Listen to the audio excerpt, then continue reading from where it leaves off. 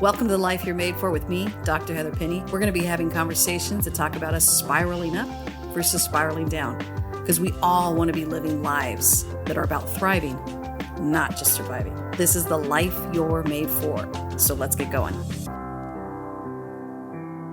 I am so excited to have one of my favorite people here today, Selah Penny.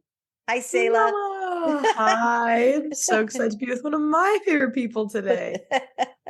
I asked Selah to come on my show because she was the inspiration behind this book, The Bracelet. I'm holding it up for those of you who are looking at me. Those of you who are listening to me, you can find it on Amazon.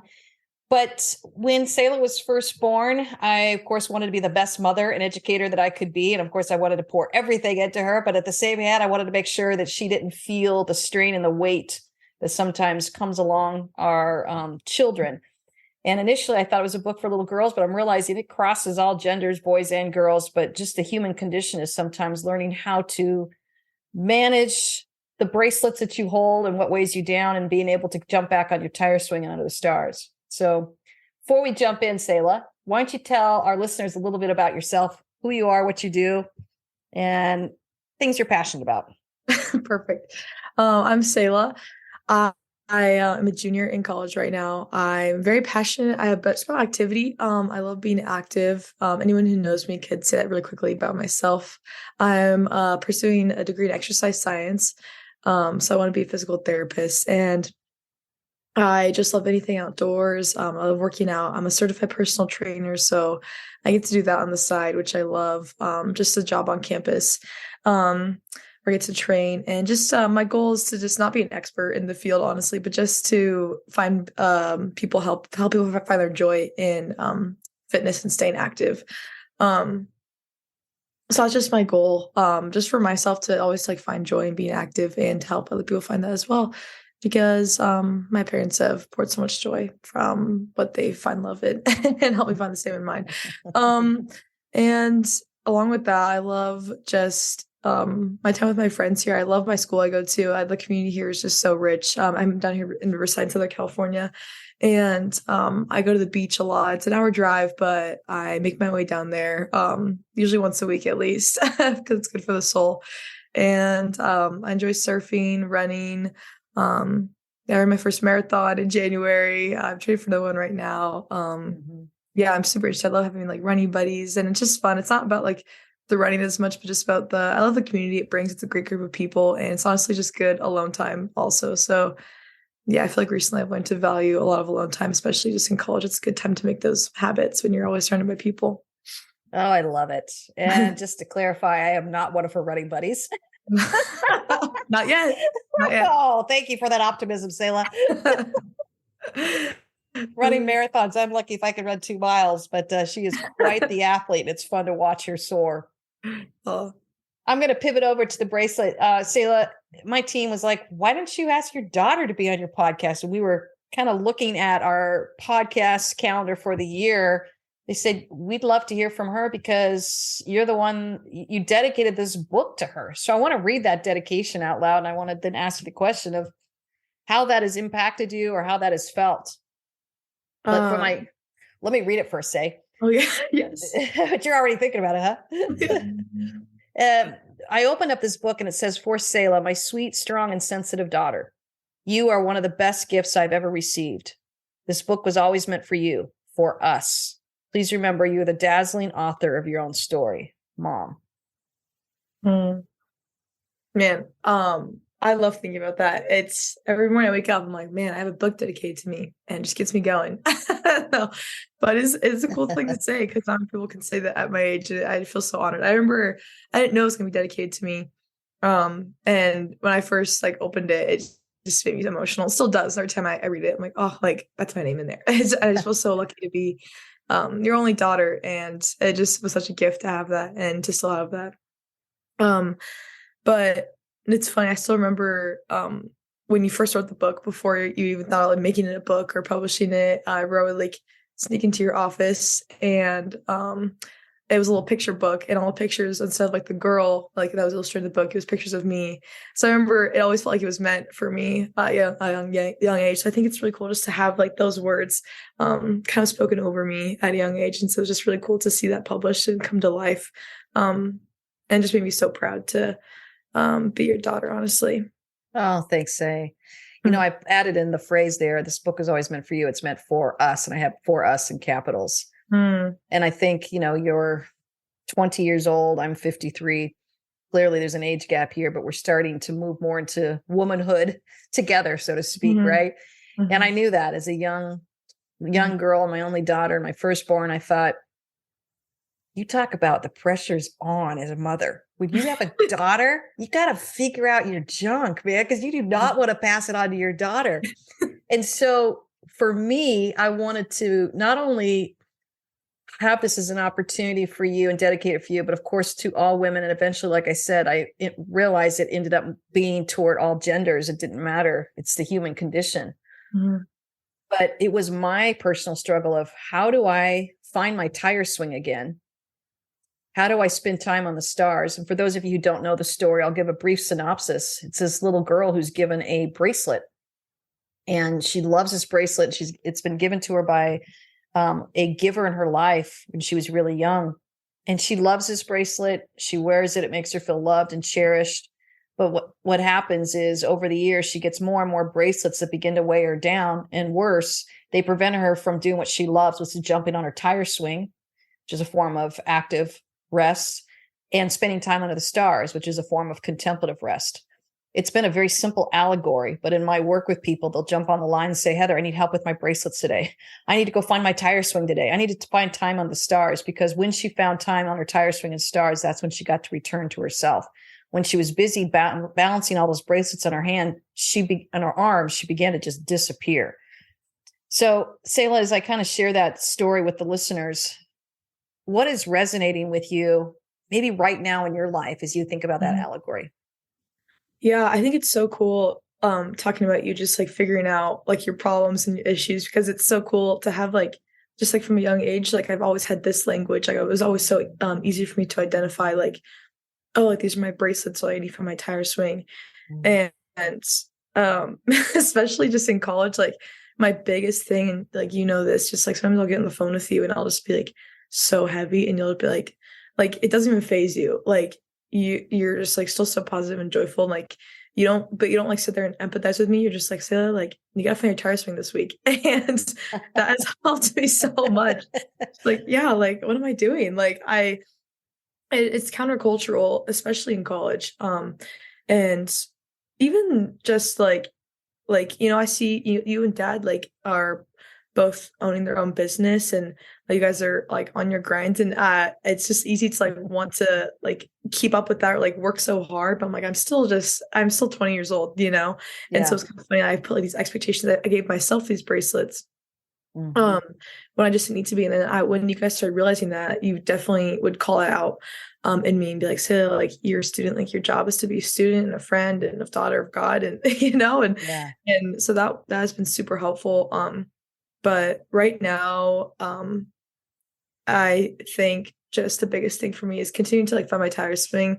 The biggest thing I've integrated these past couple of months is, I said earlier, like I just like been going to the beach every week. Like I go by myself, and that's been like crazy. Like if you told me that like a year ago, I never thought I would spend time alone. Like that was not my personality. I'm a huge extrovert, but having that time just helps me remember. It helps me like reflect on the bracelets that I have, because it's so easy to get bracelets and realize that you're just accepting bracelets you even know are given to you, until you just kind of look at like the heaviness in your heart. You're like, oh, like why do I why am I falling apart after one comment someone said to me, or why am I falling apart after I get one bad grade? Like it's like things that will just make or break you. That's when I realized like, okay, I need to like kind of step away. I need to find my tire swing, and just you guys be able to call that out in me like for a long time, like being able to really identify that. And then it's just fine too, because it's never like just you never just like learn it and then move on. It's just always changing, because you're always expectations are always changing. Like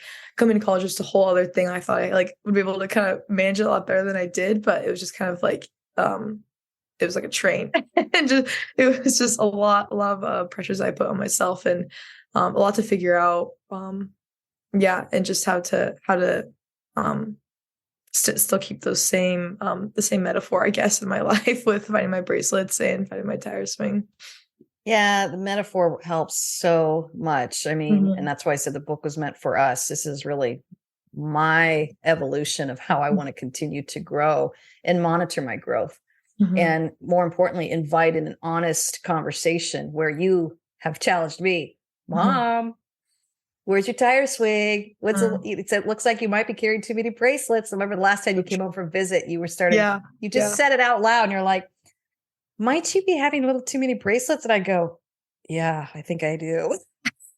Yeah. So what I like is this idea that it grows the conversation. And of course, as I'm working with hundreds of people now, that's what they're telling me. It grows the conversations in their places of work, in their own personal relationships, in their places of home, in their parenting. I've had pictures sent from all over the world in all different ages of how they are using the bracelet to talk about it as an allegory, because what we're finding in this, particularly in North America, we're struggling with that work-life balance. We're struggling with the ability to spiral up. And in reality, we're spending a lot of energy managing our spiraling down of depression, anxiety, frustration. And part of this book gets to be really used as an influential tool to start evaluating, wait a minute, I have the power to identify the bracelets I'm wearing. I have the power to identify my tire swing and go find it. I have the power to go identify my time under the stars. So I want to dig a little deeper and ask you some specific questions. You kind of hinted at your tire swing, but let me ask you flat out, what are your tire swings? And then I want to find out what some of your bracelets are. My tire swings, I started waking up an hour before my day this past probably 2 months, and that's like been a huge thing. People have always said, like, just find your quiet time in the morning. I'm like, no, I need my sleep. Like, I don't care. But once you're mentally well, like spiritually well, like that just cancels out any physical sleep that you may need. And that from my experience, and that's something that I've really learned to value, just my quiet time in the morning. Like, yeah, again, like a year ago, I never would have thought that I would be waking up an hour before my classes or before I have to get ready. But it's helped me so much. So that's been a huge thing. And then having people that can do it with you, or not like at the same time, but people can hold you accountable, or you can share your quiet time with, has been super great and super motivating. And then I have a few, like I have a couple like heart friends, a couple friends I know like I can truly rest with, where it's not like I have to be on with them, but it's people I know I can truly just spend time with. I can just sit and exist with them and talk to them. And that's like what rest is for me. And you're one of those people, obviously. And thanks, honey. yeah. And just spending time outside. It just is a great time to read or to meditate. And just to reflect, and just because I find myself just getting so like stuck like in my dorm, and I'm like, okay, I just need to go for a walk, I just need to do something. So even being able to be able to realize in the moment, I'm like, okay, like yeah, like you said, like I'm in control of my life. Like I'm not a victim to life. Like I have so many options, I have so many choices. One thing you always told me is that you always have options, and that's just been a huge thing. So it's funny too, like it's what I tell like my friends sometimes, and it's like sometimes things that it's something that they never even heard before. Like, oh, like you always have options. I'm like, always. And so that's been a really cool thing to share with them and help like kind of my friends like find their tire swings too. But yeah. I think one of the false beliefs we start believing is we're stuck. We may feel stuck, and I certainly know what that feeling is. I know what it means to feel stuck. I don't mean to diminish that for anyone who might be feeling stuck. We don't have to stay in our stuckness though. And as we feel that feelings of stuckness, we get to reach for a true belief that says, I have options. And you reference this, so I want to highlight this, Selah. I really talk about this idea of the whole person, mind, body, heart, spirit. And as a leadership coach and trusted advisor, I am moving into these spaces to support people in their holistic sense of self. One of the most interesting, and I talk about this in my book, my chapter book of The Life You're Made For. One of the things that hit me, I was at a keynote speaking, and it was around 250 people or so in the room. And I get interrupted in the middle of my keynote, which it's never happened to me before. But I was talking about rest. And she said, "What do you mean by rest?" I don't know, it was 15 years ago. So I still to this day thank her for that, because I'm like, what? I didn't think I needed to explain that. But it really set me on this course to say, oh, I need to talk about what rest means. And so I use the term restorative rest. And I use the idea of active rest, and I associate that with the tire swing. And then I use the star time as more as a contemplative rest. But we need both to go after the mind, body, heart, and spirit. So you're someone you mentioned you're an extrovert. What are some of these active rest things that you do? Because you're one of the most active people I know. Yes. Yeah. Honestly, running became a really big thing for me.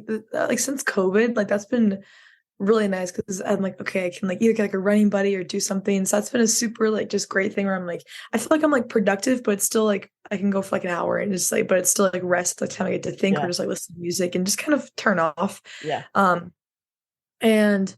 But like true rest, sometimes it looks like it's hard to just like give yourself like a night off. Like, okay, like I'm just gonna not do homework tonight. I'm not gonna study tonight. I'm gonna take my shift off tonight. Whatever. And I'll like the other night I like planned like a night with my friends, and it was super fun. It was really surprising how much everyone like enjoyed it too, because it's like when you're stuck in that and like the people around you kind of are stuck in that, it's hard to get out of that, and it's hard to realize like when you need to get out of that. So that's another really fun active like rest thing I do. I think it's like really good like rest for like my like soul is just resting with like my really good heart friends. And so having like a little bonfire, just time at the beach, time outside, time with really good friends after not having that for a while and during a busy season is super rewarding and super great too.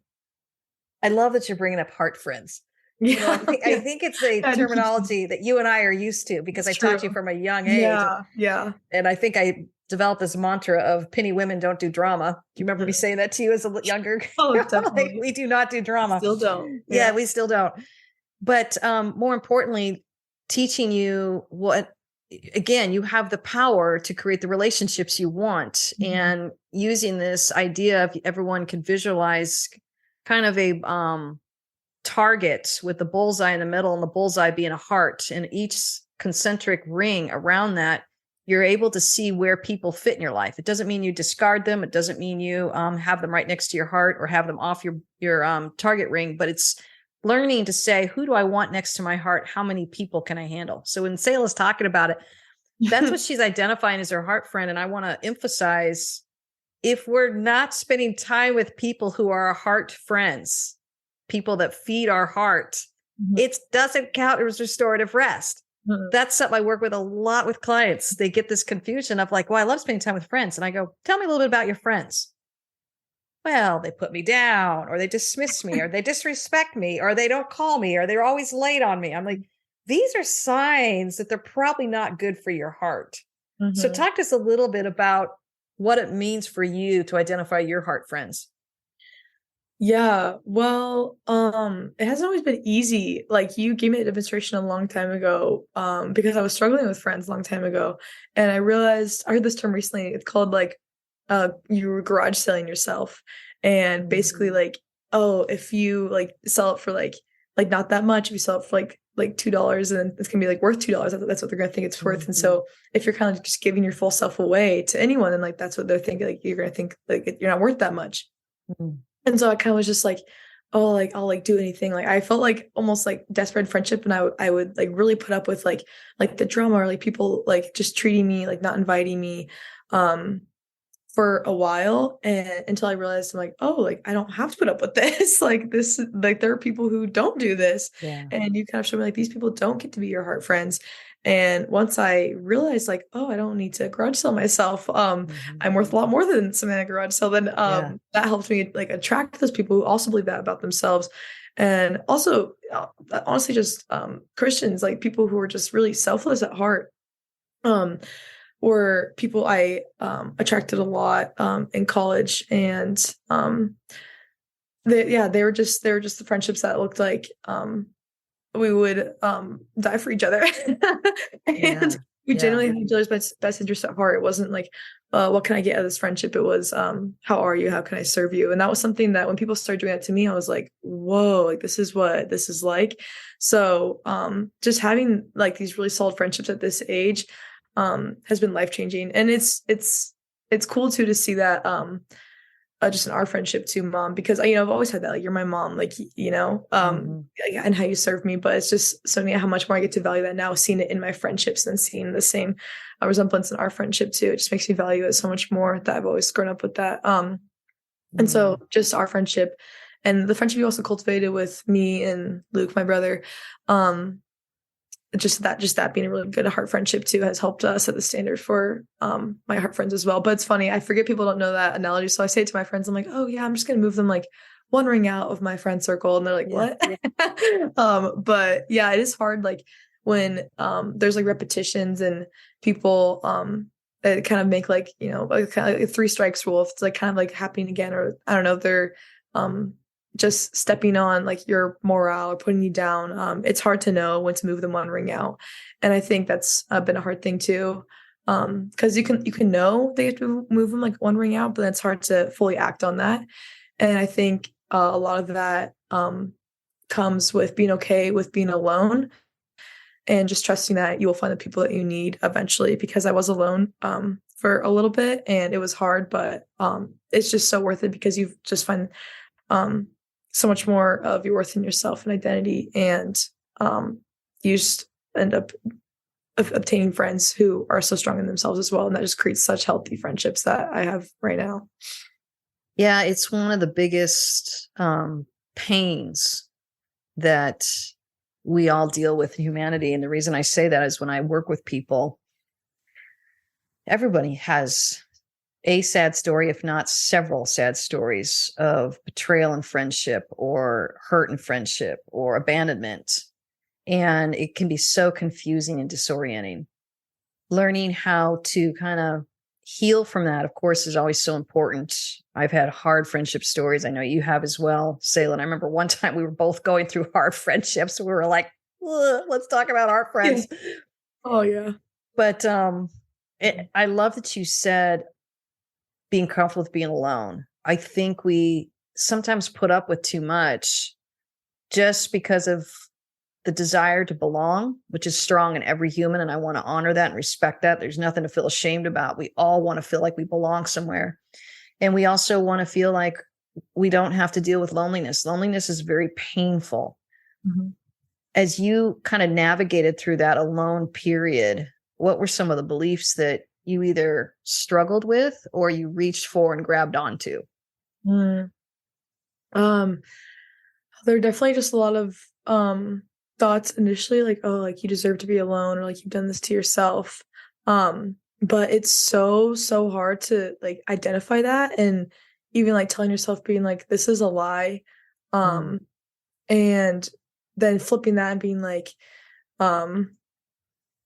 like I get to like have this time alone. So like, oh, like you deserve to be alone. Like I get to have this time alone and I'm or just believing like I'm attracting the people that I deserve. Like just trusting that they're coming.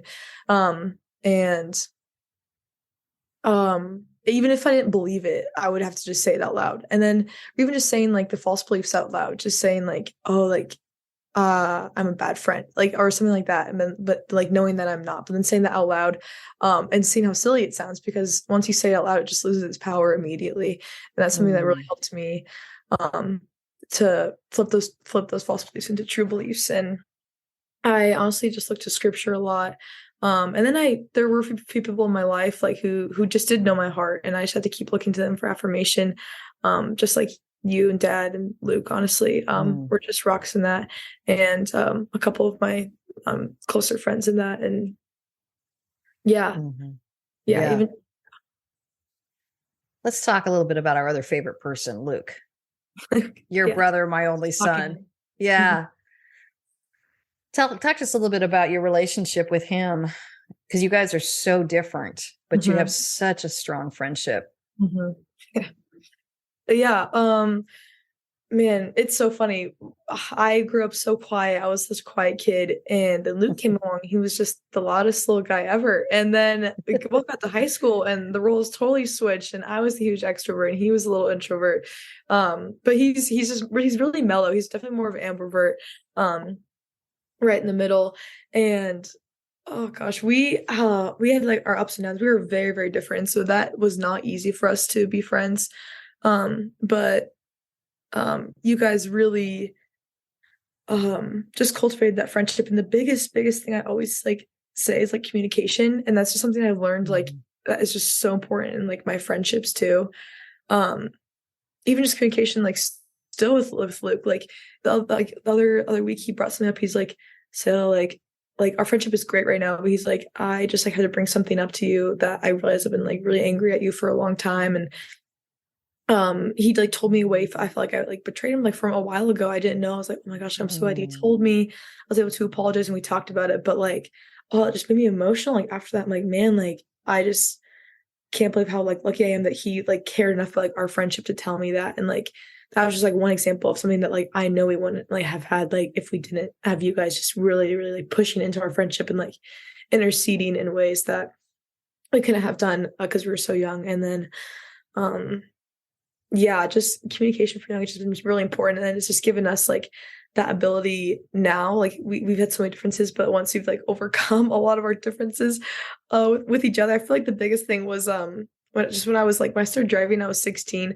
and I was like, I don't want to like drive him around. Like I just felt like this obligation and like he's always late. But then like I brought it up, I'm like, Luke, you're always late. It's kind of frustrating. And he's like, okay, like I can change. And so even just bringing that up, like things like that were just so helpful. And then we just really kind of had a lot of pride in like our friendship with once we realized like other people our age didn't have that. We're like, oh, like this is rare. Like this is fun. And so we got to kind of share that with like other siblings too. And I can say confidently we both have like talked to other people and helped with their sibling relationships too. So yeah, we're very close now. We both consider each other one of our best friends. And he's coming to visit me this weekend up for Easter at school. So I'm super excited to see him. I'm hosting him and one of his other friends, and he's come visit me a few times. But yeah, it's definitely gotten even better in college too, because we both have been able to relate more just being out of the house. But it is really cool just to think about your book too, and how it really is like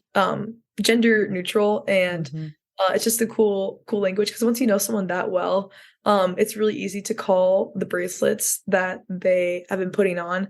And we'll both kind of like do that in each other and like use that language a little bit. And because we know what they're like without the bracelets. So it's cool to see like, oh, like the other day he's talking about like school and like all this stuff and all these stresses. I'm like, Luke, like this isn't like normal. And he's like, you're right. I'm like, so what's next? And he's like, I'm like, find a tire swing. And so like just it's been super cool to just have that same language, and the communication has just been huge. So yes. Yeah, that was some of my naivete, thinking this is more of a girl issue or woman issue, and it really isn't and wasn't. And that's why I used it universally in my chapter book.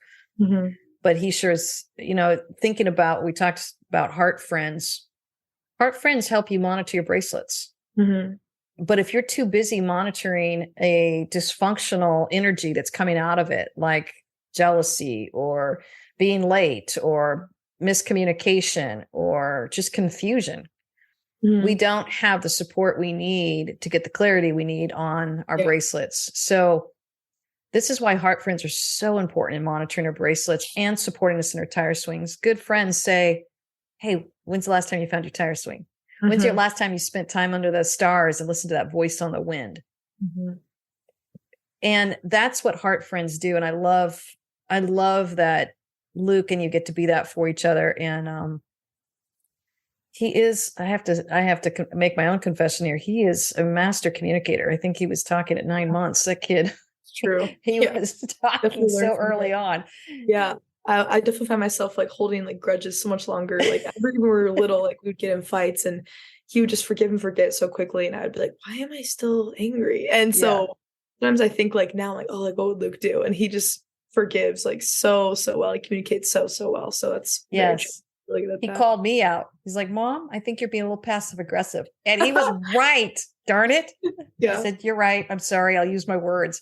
But of Oh, course, I was giving him some of my looks or something that I didn't like. And he knew I didn't like something, but he didn't like the fact I was being passive aggressive. So like called me out last time he was home, and he was spot on. But it's so good. you're right. I appreciate it. Makes you feel like they care enough to tell you, doesn't it? Yeah, it's super cool. You don't take that for granted anymore. And when you start experiencing that, when it's done out of love and respect, which Luke does, having people like this in your life make you kind of raise the bar. You know, sometimes you'll go, you've been thinking that for me for 2 years and you never told me? Yeah, literally. Why? And this is why you've been getting grumpy at me or being rude or disrespectful. I would have rather you just told me. Yeah. And I think that's one of the, when you talk about kind of criteria for heart friends in our life and who can really be there for us, that's one of my important criteria is I just need direct communication.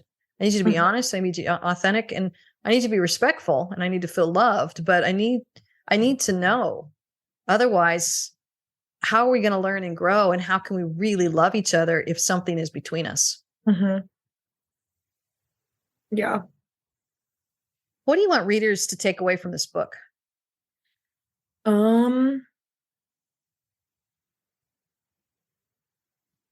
I think this book just makes it really easy to identify the bracelets that they have. And so I think just being able to identify expectations that people have put on them, expectations they put on themselves. I think of it as like expectations and like identity is a big thing.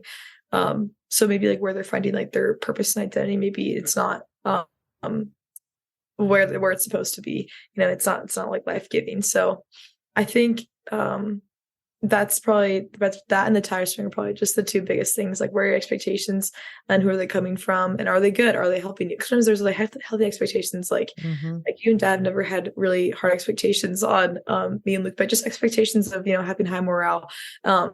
So like that'd be like a healthy bracelet. You know, it's when I have 2 bracelets on my wrist. I have one from you, one from Dad, and so it's just a reminder of that book. I never take them off, but all the time.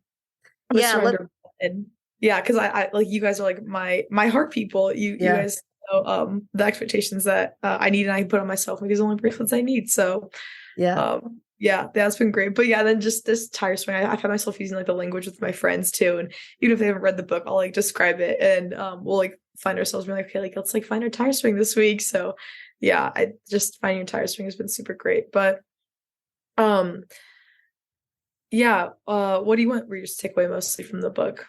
What's your favorite part? I love that you're saying identity. You've been bringing that up a couple times, and I think you're spot on, Selah, because one of the things that happens when she gets too many bracelets, it's a powerful line in the book, and I wrote it intentionally, and I think about it all the time, myself and my own personal life and the work that I do with clients. But once she had on too many bracelets and she stopped spending time on the tire swing and time under the stars, she began to disappear.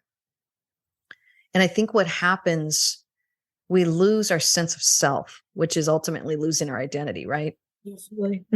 And bracelets are neither good nor bad. It's just, you can only handle so many. You know, for me, choosing to be married to a man for over 30 years is a form of a bracelet. Doesn't mean it's bondage. It just means I chose that. Yeah. I chose to have kids. I chose 2 kids in my life. I chose that. And being like, oh, like, I chose this, like life isn't happening to me, like I'm choosing this. And yes, I realized like life was happening like so much to me. I'm like, okay, so I'm gonna wake up like an hour early and like make some life of my own, you know? Yes. I get to choose this. Yeah, certainly things happen to us in life that are very unexpected and can throw us a curveball. But to your point earlier, we always have options. We have options for how we're going to handle whatever life throws at us. And I think that's the biggest takeaway that I think about. I want people to feel from this book is, no, life is not as simple as looking down at your arm and taking on and off a bracelet. But I think if you can hold that allegory in your mind, you start to begin to realize, am I wearing too many bracelets that's preventing me from going to my tire swing, which is really an active form of rest and having fun?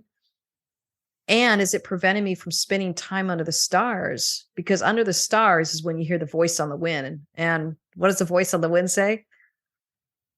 I did take off these bracelets. I did not give them to you. Yep. The voice on the wind says, take off the bracelets. This isn't what you were. This isn't your true self. And that's going back to your point of identity. It's finding your identity again. That's what contemplative rest does for you. When you're talking about your morning time, journaling time, contemplative time, just for me, it's taking a walk in nature sometimes, meditation, prayer. Yeah. These are all things I need to find my sense of self again. And that's what I describe as time under the stars. Yeah. It's a hard balance too, because like we're not made to do life alone. Like we're made to be in community with other people, but it's hard to have that and then not find your identity in that, like to a certain point. Yeah. And even like you said, just like with being married, it's like you're still your own person, but it's still this beautiful choice that you've made. So it's still a cool time where you still have to find like your tire swing and your a personal identity in that, and not in certain bracelets. But yeah, I was gonna ask you, how's the book impacted the choices you've made in your adulthood? Well, it has made me much more intentional about what I say yes to and what I say no to. And because I work with this all day long and I teach it, and then my heart friends or my inner circle knows this, they hold me accountable. You know, they'll say, what's your true belief today, Heather? Or what's your bracelet that you need to release? Or what's your tire swings? When's the last time you spent time in your tire swing? Just asking that question is a form of accountability. And so I think me kind of putting this allegory out there into the world, I've loved how it's made me more intentional in my world, in my life. And as a parent, as a wife, as a coach, as a friend, as a daughter, as a sister, as all these different things and roles that we play, really identifying what is giving me energy and what is really weighing me down and taking my energy. I have to deal with that. And I have the power to deal with that. And I'll be honest, sometimes I don't want to deal with it, but I know what it's going to cost me. I'm going to begin to disappear. So I think it keeps me living honest. All right. This has been an awesome conversation. As we wrap up, wrap down, wrap up. What's an encouragement you want to leave with our listeners?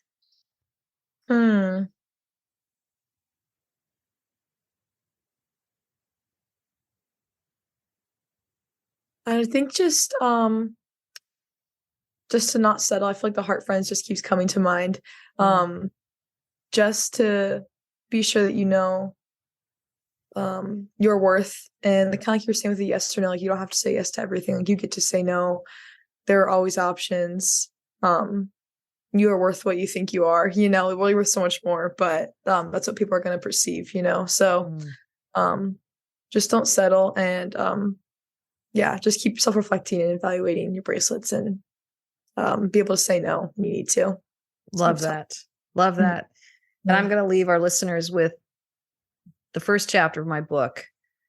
I started with a permission slip and the end of that first chapter. And it says, I give you the permission to rest. And it literally, you sign a permission slip that says, I, Heather, give myself permission to rest. I think that's what I want to leave you all with. Give yourself the permission to assess your bracelets, take some off that are weighing you down, preventing you from getting your tire swing. Identify what your tire swing is. And this can be challenging because it's always shifting. Sometimes what your tire swing was last year is not your same tire swing as this year. And take that time to spend time under the stars and listen to that voice on the wind, calling you out of your true sense of self, your true sense of potential. Because when we take the time to pull back from all the busyness of the grind of the world, we get to find ourselves again, and we get to listen to whatever is calling us out, and whatever higher power you might believe in. I know for Selah and myself, it's God. And so we like to invite in that power because our faith is important to us. So we are cheering you on, aren't we, Selah? Yeah, let's go. Let's go, everyone. Take off your bracelets or put them on. Take off your bracelets and jump on that tire swing. On the tire swing. Land some stars tonight. Take care, everyone. Thanks for joining us. We had such a great time today. And obviously, we are all stepping into this life that we're made for. But isn't it nice to have a little bit of support along the way? If you want to find out more about the life that you're made for, come find me at heatherpenny.com. Go ahead and subscribe. Give us a review. That really helps us out and helps spread the word. you get to step into the life that you're made for. Cheering you on.